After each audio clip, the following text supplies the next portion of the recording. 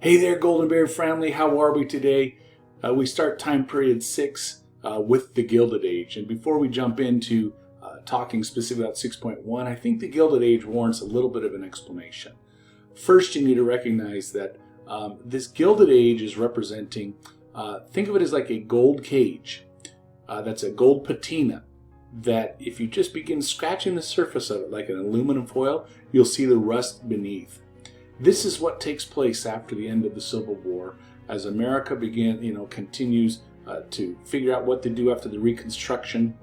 Attention is drawn to the North and how can America's economies expand, and we forget what takes place in the South. And most of America's attention then drifts towards the West because of the expansion. And so this Gilded Age is what Samuel B. Clemens, that's the author of like Huck Finn and Tom Sawyer, etc., He came up with this coined term that it all looked good on the surface, but in reality, it certainly was furthest from the truth. Let me go through and find out why I can't click on the next slide. So here's a quote that I'll talk more about in classroom session. And these are some opening questions as to that would be really appropriate for you to consider is how much control should the government have over the economy? Remember, the end of 1877, we just had this major panic, and this panic will then cause financial collapse. Then we're going to have another one here coming up here soon in 1893 that's going to cause another problem for us as well. So how much should the government be involved with the economy is a lingering question this time period. And the other one is, should government be about promoting large corporations over the small-time person? And we're going to see how this creates a problem for us within the American landscape as well. 6.1. Westward expansion and how this encroaches on the American Indian populations and where they begin stepping up their resistance because of these actions of that. So here is your handout 6.1 that you should be kind of aware of and kind of begin thinking of how the railroad influences this time period for maybe the white settlers moving out, but also how were the negative effects perhaps for the immigrant workers and those who were the Native Americans. So a couple of learning targets that we have here for us, and then I'll tell you a little brief story, is that we have to recognize that there is a tremendous reason for moving west, and in that tremendous reason it's going to cause a collision point between different people groups. And this collision point is going to create problems for mostly the Native Americans as they try to resist against all of America's attention and wrath from, and scorn and spurned nature to kind of take over the lands that were promised to the Native Americans by various treaties. So that leads us to a question. My friend, our neighbor, Jen, she does swim lessons, but these aren't swim lessons for like 5, 6, 7-year-old kids. These are swim lessons for kids who are like 9 months old. Crazy stuff that she does, and she has developed a program, or has learned this program from someone else who basically can teach 9-month-old infants not only how to, if they fall in the pool by accident, in their clothes, doesn't matter if it's summer or winter clothes, and a full diaper, etc., they do all this preparation, but they teach themselves how to flip over, and they can sit there and buoyantly tread water until someone comes for them.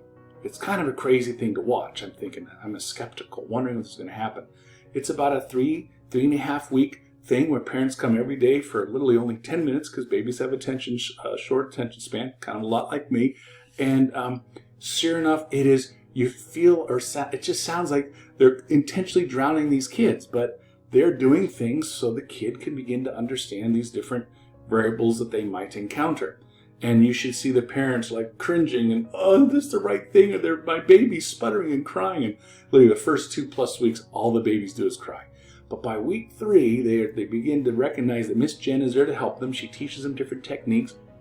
And by golly, by 3.5, if not 4 weeks, they got this. Well, my question, is to this situation is, what about those who are stubborn and don't want to? What takes place? What happens when they resist this? And I asked her, I said, Jen, what do you do if they resist? She goes, well, after 3.5 to 4 weeks, if they're not getting it, which is a very, very rare thing, and she's yet to have that not take place, she would suggest that the parents would come back the following year, or she suggests that they keep coming back week after week until the baby finally gets it. What's the benefit? Well, you don't want the baby, dying. There are more kids that die from drowning than there are pools, or I forget what the fact is. But so I share this with you is that there are numerous Native Americans who are going to begin resisting and want and desire to resist, to create change in a pocket of remembering their own people group and their own individuality. But at some point, they have to resign themselves and just begin swimming. And this is what we'll be talking about today in our lesson. Okay, so with that, let us jump in. The chapter starts with the Great Plains, and you need to recognize that at the end of the Civil War, for the next 25 years or so, up until 1890, when Frederick Turner makes a statement that I'll talk about a little bit later, but that 25 years is crazy how there's a line, it's called the Meridian, the 100 Meridian. And this 100 Meridian basically goes from Dallas, Texas, all the way up to the Dakotas. And if you're on the eastern side of that 100th Meridian, there's ample rain. There's ample, water resources for you to use. I mean, there are some places that have 60 plus inches. Some have 90 plus inches of that. But in order for you to have sustainable farming and agriculture, you need at least 30 inches a year to kind of do grazing, etc. Well, if you go just west of Dallas, Texas, and into El Paso and all the way to California, that was seen as the inhospitable area, that there's nothing that will ever take place there.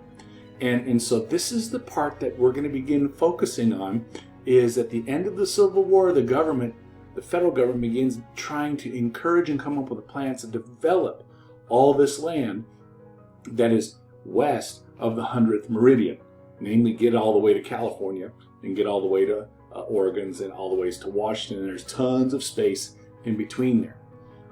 In order to do this, they were following old models. What were the old models? Is that, well, let's just give them a chunk of land, and if they have a chunk of land, they should be able to make it. And the typical amount of land that was given to many people at this time, and we're not there quite yet, but back in the eastern part of America, they would give them maybe 20 or 30 acres, and that was enough. Why? Because they were verdant, they were green, they had enough ample water sources, you name it. They could sustain 5 cows, let's say, in 1 acre. But if you don't have that type of capacity because there's minimal rainfall, you need almost 4 square miles. What is that? That's almost like 2,500 acres needed just in order to have, let's say, a thing of 100 cattle in order to survive and be sustainable on that. And so there were some new things that needed to be overcome, and it seems like many of these settlers just opted to look the other way and still kept coming. Why were they doing this? Because the federal government was giving a huge effort in order to facilitate them coming out west. They gave away free or cheap land. That is what we would call the eventually the Homestead Act, where they were giving 160 acres to them. They were giving tons of land to mining and lumber and railroad companies to facilitate their movement. They were giving them tax breaks for these types of things in forms of subsidies. Even soldiers were being sent out. African American soldiers were being sent out. They were like, well, why stay in the Jim Crow laws and suffer in the South as a sharecropper when I can go out and have liberties and opportunities? They were used to go and help subdue the Native Americans that were there. And so what we began seeing is, in a matter of 25 years, a huge transformation of land that theoretically should have never been transformed. And so we're going to see, like, on one hand, the government gave everybody a great bill of sale, but on the other hand, they gave them a present that quickly broke and quickly showed its true colors. We need to recognize that none of this expansion, I wish I had more time and talk about a lot of these things and what the railroads were given, but every orange line that you see on the screen there is an option where the government gave the land on both sides of the railroad lines there. You see the orange ones there, that they had the right to sell the land on both sides. And that was what was used to help fund and build the railroad lines, but also help line their pockets with a tremendous amount of cash. So imagine the value of the land when they decided, well, the railroad line's going to go right through here. What did that do? It raised the prices substantially. And so it was a very interesting thing that the government gave these railroad grants in order for the railroad companies to be able to build them with some degree of proficiency.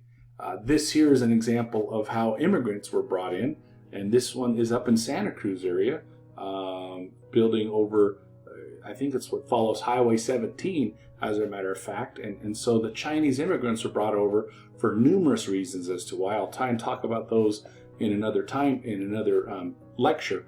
But you need to recognize that these laborers were needed in order to complete these railroads. Who paid for those things? The land that was bought and sold on both sides. When city leaders would come and for instance, they can buy from the railroad a town square area, and in there, that's where they would put the post office, and that's where they would put the school, and that's where they put X, Y, and Z there in order to begin having cities crop up. Well, I don't need to probably go into detail about how the Transcontinental Railroad became the juggernaut, became the driving machine towards change, both in the mining and in the lumber industries. But it also brought the ability to bring goods from the East and the West Coast in a very, very quick manner. I'm going to skip over the Central Pacific and Union Pacific and read about those types of things, because remember, this class is primarily focusing on how does this affect people and what was going on during this time. We need to recognize that in order to build this railroad, as I alluded to earlier, there was some corrupt business practices that were going on. The country was optimistic about all that was happening. Why? It was creating jobs on the East Coast, of creating more, in the factories. Let's create all the steel necessary, and with the Bessemer press, let's create the steam engines, let's create the rails, let's create the anything that was needed for the railroads was created on the East Coast, and then it kept moving westward and westward in order to then bring the goods back and forth. It was a beautiful time for optimism, but it also created opportunities for our Congress members, our people in public affairs who were elected, to begin using corporations as fake corporations to basically assure that they were the ones that won the contracts. Okay? And if they won the contracts, this allowed them to make more and more money into their pockets. And so wouldn't it be interesting that if Governor X was able to give information to Credit Mobilier at this fake construction company that, all right, you should bid this much on this railroad line because I know that you'll get it. Well, that's often what happened. And then that congressman would be one of the owners of the Credit Mobilier, this fake construction company. And so these scandals began to emerge because our economic system was not capable of understanding how to handle much of what was going on. It's all new, and how this is going to. So we're going to unpack what that looks like when we get into the populist and mostly the progressive movement in a few chapters down the line. Well, how did all these movement of people begin affecting the Native American populations? And so there's a couple of key things you need to know, that there is a rich assortment of tribes. This isn't just one tribe. Remember, they were all forced from their lands. They were forced from the north, from outside of Boston. They were forced from the Minnesotas. They were forced from Floridas. They were forced from Ohio River Valley, where they lived in unique and abundantly rich cultures. And then they were settled in areas like Oklahoma, where there was nothing about that area that represented what they knew before. Some were sent to Idaho areas. Some were sent up to the Dakota areas. And what was interesting is after a few years, not a few years, but after a few generations, namely, a few of these Native American tribes began conquering other Native American tribes. How? By their adoption of the horse, and their adoption and how well they were able to adapt to the environments of that area. And this is why we have the Cheyenne and the Sioux that begin learning how the horse is going to be to their benefit. And this is where we see the introduction of the bison and how they're able to use the bison as a means to survive and live off the land. And so you need to recognize that there was not just one true tribe that ruled them all. There was not one chief that did them all. There was not one common language that did this all. They were incredibly unique. And what has happened is that at the end of the Civil War, most of America's energies now began looking to the West, and how can we begin bringing that 100th meridian to a close and expand all the way. And this, who's caught in the middle of all of this? The Native American tribes.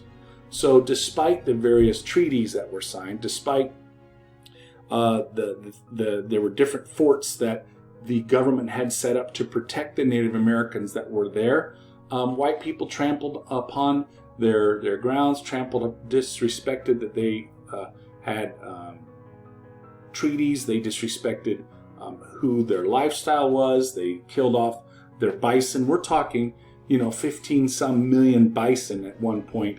We're maybe thinking less than 1,000 of them by the time we get to 1890 as a result of this type of thing. And so this was a crime that this westward expansion had created a major catastrophe for the Native Americans. Please remember the role that the transmission of diseases have also upon the Native Americans during this time.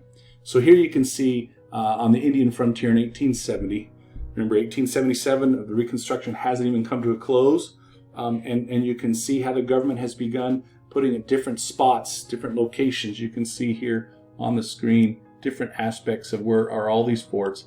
But there are also some areas where there's going to be some conflict between the expansion of the white settlers and those of the Native Americans.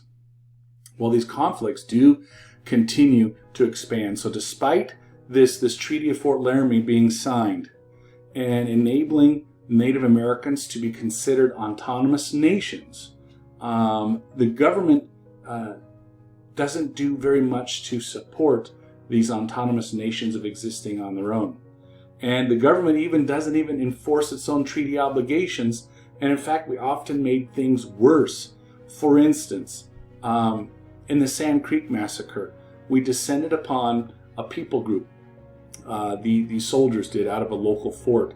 And it was there they did the most atrocious, appalling things to a group of Native Americans, actually, who were advocates of the Union, who fought for the Union, who joined in on different things. And what do? There were 400 men, women, and children who were killed, who didn't even have any weapons on them. There were images of kids whose brains were bashed in. There was one man there who had been kind of chopped up and macheted by, these are American soldiers that were there to defend them. Well, what does this kind of do, and what does this massacre kind of create? It creates a problem for the Native Americans to say, wait a minute, I thought these were people that were meant to respect us. This is what's going to be meeting in the back of their recesses as they begin going on and challenging various, resistance movements as we move on. And this is where you hear stories of the Nez Perce, you hear stories of Chief Joseph, and it's interesting as there are run-ins between the Nez Perce and Chief Joseph and the soldiers. Chief Joseph is going to be trying to flee, and when he recognizes they want to move him onto a reservation, he wants to flee out of this area and go up to Canada, and just isn't allowed to kind of move his people up there. And they didn't want to go into the reservations, but here, guess what the Americans do? They bring in General Sherman, the same Sherman who went through of Georgia. And if you remember, Sherman's march to the sea, and he wiped out almost 90-some miles of Georgian countryside to kind of prove a point. He was going to try and do the same thing to the Native Americans at this time.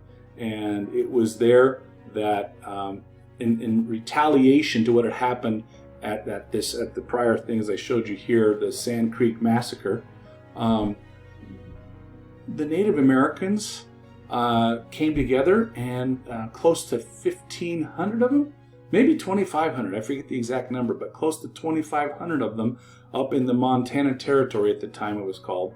They exacted revenge for what had happened, and Custer and all of his troops were killed for what had happened at the Battle of Sand Creek. Is this a conflict? Is this considered a massacre? Well, what does this do? This, and here's a picture of that, and in my Steger Select I'll talk more about that as well. But this only helps kind of increase the conflict between the Native Americans, and at some point we'll hopefully come to some resolution. But you need to please know that the Native Americans did push back, did fight back, did take every measure to push back, but it was the ruthless acts by General Sherman and subsequent generals that forcibly killed and wiped out the leadership of many of these tribes, and then put them into reservations there in Oklahoma, despite many of their desires not to. What did this do? This enabled, the Native Americans to be pushed more easy into the reservations, and it just kind of was a sad situation. Now, there's an interesting, underlying note here. There's one gal, that Helen Hunt Jackson. She wrote this thing called The Century of Dishonor. You please need to be aware of this, because this book, and by this lady, helps champion the cause of how the treatment of Native Americans was being done and unjust. She did an incredible investigation, and this book came out to be like really thick, and she presented this to a bunch of congressmen and tried to get funding to have change the way Americans treat the Native Americans, especially in our inhumane practices of them. She then went on to write a book that's right in our backyard actually. It deals with the Paula Indian reservation here. It's called Ramona, and it also in the Californios that were here, and in the Native American tribes, and how they were mistreated as well. So these two books by Helen Hunt Jackson are going to help transform and reform, which is a big thing you need to recognize, reform how our government begins to consider looking at Native Americans differently. Well, how do we respond? Well, there was another congressman in Massachusetts who had, through his Christian faith, kind of agreed with these reforms to help promote more of a change of adopting American Indians into the American system. And so they called for assimilation. And assimilation means you must abandon all the way you do things. Not just keeping acculturation means to, like, I'm German and Scottish, so at Christmas season our family will have a few German food items that we enjoy for Christmas morning. And that's acculturation. If I'm about assimilation, I would only, have certain things that was ever declared, American for my Christmas morning meal. Okay, and so this is a unique thing that the Dawes Act was encouraging them to assimilate. And then they also did some interesting things. They kind of basically said, if you abandon your religious and cultural practices, the 160 acres that we promised to all these white people, we will give them to you at the end of 25 years and citizenship if you do that. If you can't hold up your end of the bargain, we're just going to give these things away. And whoever that money that we sell on the open market will go back to support schools that will help your children. So on the surface, on the practical,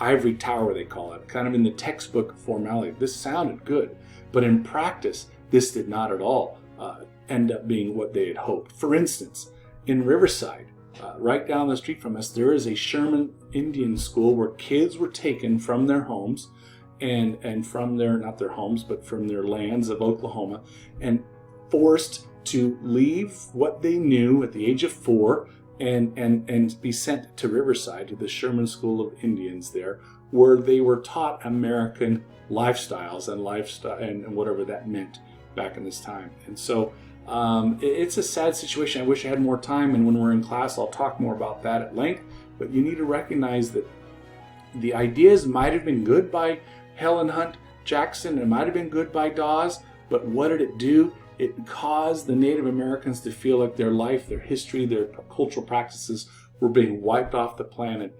And what did this do? It kind of caused them to begin looking inward and finding some degree of hope. What was that degree of hope? Well, in one there was this ritual that spoke of this guy Vovoka. He that believed that if they did the ghost dance, that this would provide a transformation. It would bring about to reset, recalibrating, control alt delete, if you will, kind of what had been sent wrong. And so this idea kind of was seen as skepticism and seen as a counterintuitive to what the Dawes Act want. Dawes Act is saying, no, we want you to abide by American guidelines. And here this prophet Vovoka is saying, what if we have a tribe that, a vision that allows us to regain control of the world again and everybody would disappear?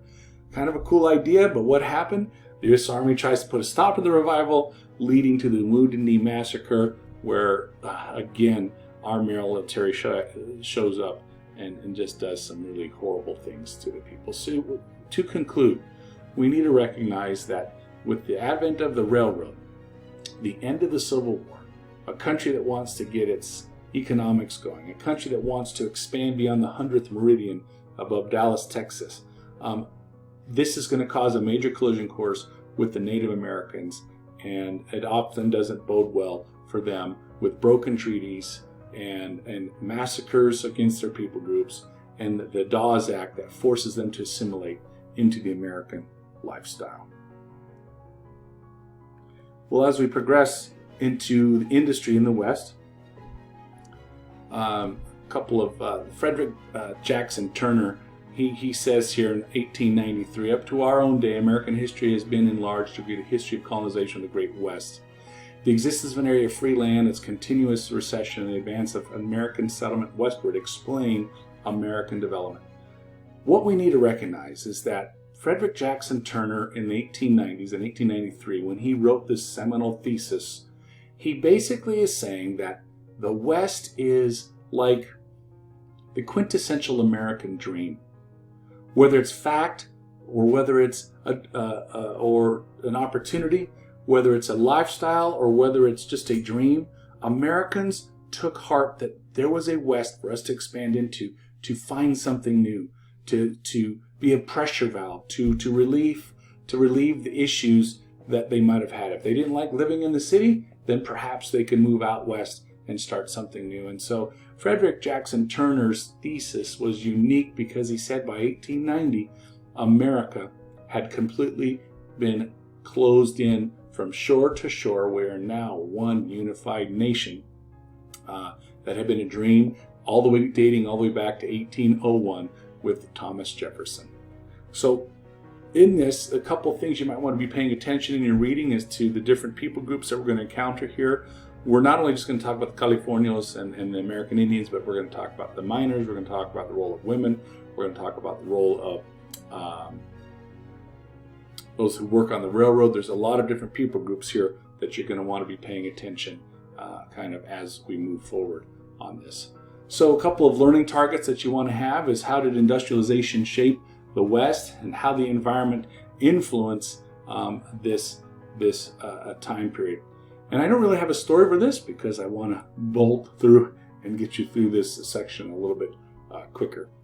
Well, I'm sure most of you, since you've been studying California history since 4th grade, you hopefully recognize that outside of Sacramento, there was almost, a ton of gold and silver, such as the Comstock lode, that spurred this big mining frenzy. In fact, almost 350 million worth of silver alone came out of the Comstock lode, and it created a big windfall of opportunity for those living here in America. You need to recognize that most miners were foreign born and single who came looking for work, but as you can imagine, it was a very, very tough and very difficult place for them to emerge. But one thing that I need you to see is that as it went from the panning, as we know, and just these individuals going up in the hills and laying a claim and sitting there excavating the dirt out of these mines, if you will,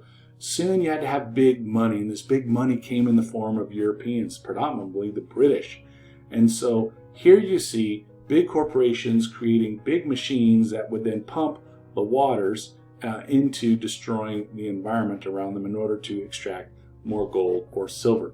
This is an interesting change over time that hopefully you'll be mindful of as you go through your reading. Well, let's also be knowing that as these boom towns emerge, it brings together different people groups, and one of them are the roles of women. And women have a huge role and a huge influence in this time, not only in managing and running the boarding houses and hotels. They helped establish private homes, providing meals. They did health clinics. They helped launch the churches. They did so many parts of the civic mindset, and legal prostitution was allowed. Where in fact Virginia City alone, outside of Carson City there in the capital of Nevada, there were over 300 of them in that one town alone.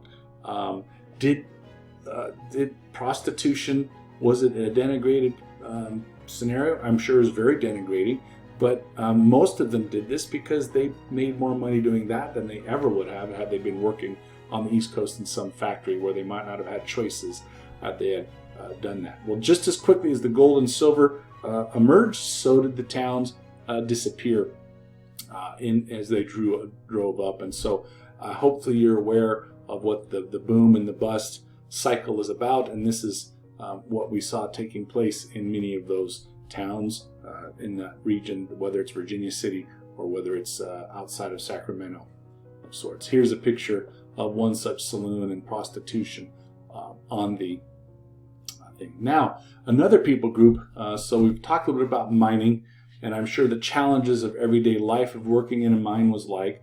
In your reading, you paid attention to that, but how about the life of the cowboy? Life of the cowboy should be, it seems like it would be romanticized, like everything would be good, everything would be perfect, everything, home on the range, you're singing your song, playing your harmonica. Folks, that is furthest from the truth. It was a hard life. It was a lonely life. It was a life that there was not much pay given to how much work that you were doing.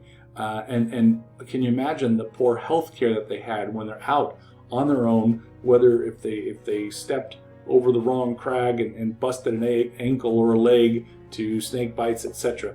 It was a challenging lifestyle.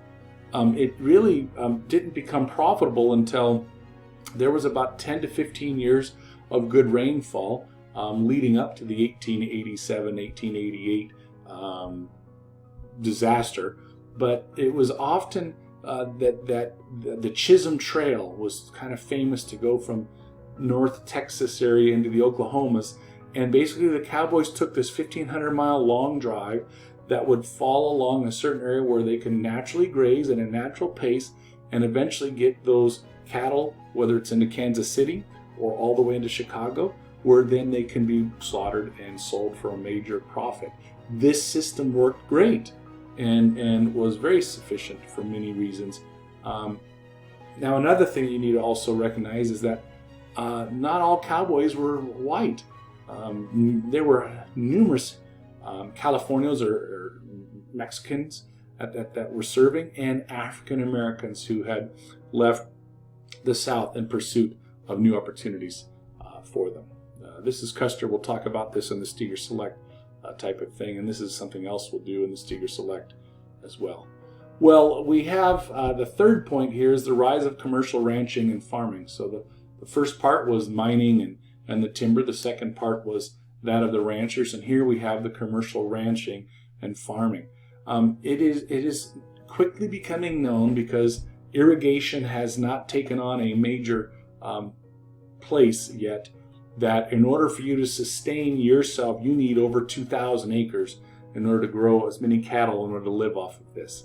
And with the Homestead Act only giving you 160 acres, it became quite evident that the small-time farmer just wasn't going to work. And so you began seeing commercial ranching and farming enter in, and you begin seeing the single farmer beginning to go further and further into debt and further chances of losing their farms. And to compound it even more, because so many people started engaging in raising of cattle, with competition even coming from Canada and Argentina, this causes a major price to plummet. This causes a tremendous hardship, and So what does it in turn do? It causes farmers to be able to, they have to give to the farm whatever they owe on their home, their ranch. They lose everything. This allows other investors from Europe to come in, or other corporations to come in and buy for pennies on the dollar, from the blood, sweat, and tears, and begin creating larger corporations to weather these types of inconsistencies, but also to control the market. So that way they can say, well, we now have reduced how many cattle we are producing, so that way we can keep the prices high, so we can make sure we meet the demands and make good money on this. Please remember that between 1885 and 1887, there were horrible snow drifts for 2.5+ years. What am I talking about? Like 65 degrees below. So when they're on that long trail that I talked about here in this prior slide here, the long drive of 1,500 miles, can you imagine that both the cowboy, but the cows at 65 below? I mean, everything was dying off. But to compound even worse, so if they survived the winter, that next summer, for 2 summers, they had droughts, and this basically wiped out the cattle industry in a matter of no time. Well, another thing, in order to kind of as I've talked about and alluded to, and you do need to be aware of this, is this idea of the Homestead Act. It was designed to encourage people to move west with these 160-acre lots, kind of based on this model taken from the East Coast where rain is plentiful and it should work. But this plan, as I alluded to at the very beginning, was one that was all promise and nothing to show for it. It's like giving us a shiny new tractor but leaving the motor out of it. It might look good, but it certainly did not provide any means for those who took the area to kind of make a living or make any sort of difference. So despite these harsh conditions, however, despite the 1878, 77 and 78, challenges, you see a lot of new developments that the industry was making. And why were they doing these things? Technology was coming in, making more efficient plows, more efficient machinery, more efficient combines and harvesters, etc. Your textbook shows you pictures of that. But ultimately, finding ways to use windmills to draw up power, to pump up water, in order to irrigate the fields. Without those windmills to create the water, there wouldn't have been the continuity of growing crops, let alone the cattle that were needed during this time. And so it was really a big influencing factor that helped carry things through. But the everyday farmer couldn't afford those things. Only the corporation could try and do these types of things. And so what you have to ask yourselves is, was this a system that the government didn't do enough to protect the farmer? Or was this basically designed by the government in order for them to get people out of the cities, to move out west, to give it a good college try, and boy, I hope you make it, because if not, well, I'm sure we'll need you somewhere else to go work as laborers, or somewhere else to go and maybe keep moving to California because they might need you there, or to. So it was a very interesting situation that that the government did. And so you need to recognize that by the end of this time period, you're going to see that those who tried to take advantage of the Homestead Act failed miserably and had to either go work on someone else's farm or had to return to a nearby city in order to eke out a living from that. So in class, I'll talk more about deflation and what this means for the monetary cycle as we go into the populist and the progressive movement. But for right now, I'll just skip this type of thing. So the government does attempt to try and make some remedies by 1877, but ultimately, with these remedies, the land falls not in the hands of the everyday farmer to hopefully benefit them, but through corruption and greed and bad business practices and no oversight by the government. These people that were meant to get the land and have things protected were not and landed in the hands of corporations and such. One thing that is kind of cool coming out of this homesteaders is the role of women. Many single women came out and staked their homestead claims by themselves.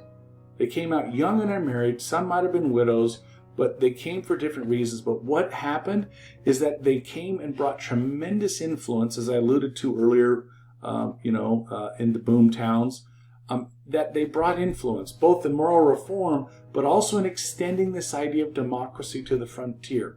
And what did this democracy to the frontier? Look at the very bottom bullet there. Some of the western states, Montana's, eventually Utah, eventually Idaho, they allowed women to vote long before the 19th Amendment did in the 1919-1920 time period. So I think this is a cool thing to bring out and talk about the influence that women had there on the American frontier. So speaking of freedoms and opportunity, perhaps Frederick Turner's thesis was correct, that there were opportunities and hope for people who did move out west. And as we start coming to a close here, we don't want to, gloss over too much, but you need to recognize that long before anybody was even willing to go beyond the 100th meridian, there were a group of Mormons who took on tremendous challenge and hardship in order to leave the persecution they were experiencing on the East Coast, specifically in Missouri, and they fled for religious reasons, and they came to the great Salt Lake City, to where they had an opportunity to experience communal living and an opportunity to have their religious practices together. And so the Mormons, I think, have been a well-received community of how a beacon of light can be done in such a bleak situation that normally wouldn't be able to exist there in this entire quadrant of America that was really only left for coyotes and bison to roam during that time. We also see down in California, we have, as a result of the Treaty of Guadalupe Hidalgo and the Mexican-American War of 1848, remember that prior time period, they were given the rights to be American citizens, but there was a lot of corruption going on, a lot of trickery going on, that these ancient land titles that were given to them were often cut up, carved up, or sold off, usually through corrupt measures, and taken from them. So some of the land tracts and around LA, heck, even up in Santa Rosa Plateau, that is a famous land act that goes all the way back to a family who was a Californio and eventually lost it to some other types of things. And so just recognize that there is an influence of non-white people living in California that have a say of some things. So the last group of people that I think we need to talk about. Why? They show up on the test quite often, and so it's important for you to be familiar with them. And this is how the Chinese are treated on the West Coast. Okay, so there are many reasons why immigrants come. We've hopefully made that clear. And here in China, it's no different. You have the opium wars taking place. You have like a mini revolution taking place. You have poverty striking. You have opportunities in California that they're told about. They have jobs they're told about. So there are a lot of push and pull factors that keep them coming here. However, when the economy begins to slump, why? Because the gold begins to become depleted. The silver is harder to access. Guess who becomes the scapegoats for this economy? Always the immigrant groups become the scapegoats. In the big cities of the East Coast, it's always the Irish because they drink so much, okay? Here out on the West Coast, we have the Chinese to begin blaming for these things. And so it's very, very sad that California began passing laws that forbade Chinese people owning certain types of businesses because they felt that they compete with the others. You see various union parties known as the Working Man's Party that began overtly attacking what the Chinese were doing. In fact, there's some instances where there were immigrants in San Francisco going around and into the Chinese neighborhoods and cutting the hair on the backs of their head as a form of defiance and kind of how they did not want them here. And then our own government even passes the Chinese Exclusion Act of 1882, basically saying, yeah, we'll let all any other kind of immigrant groups to come in. Doesn't matter if you're from Eastern Europe, like let's say Italy, don't know how to read or write, but we'll still take you. Yet we don't want the Chinese. So it was a very interesting spectacle, ugly, dirt spot on America's glasses, where we intentionally and overtly are racist towards the Chinese and keeping them from coming to America after the railroad had been built. So to conclude, you need to recognize that although there were tremendous challenges of settling, and there were a lot of people groups, starting with the miners and ending up with the Chinese, the formation of the West didn't look the same for everybody. But we know they all came for different reasons. Some had a better job of it than others, but most part, the Homestead Act was a failure, and the corporations moved in and began showing signs of corruption that will lead America to that problem of the Gilded Age, where everything looks good on the surface, but in reality is quite a problem. So keep it classy, Golden Bears. We'll see you at the next lecture.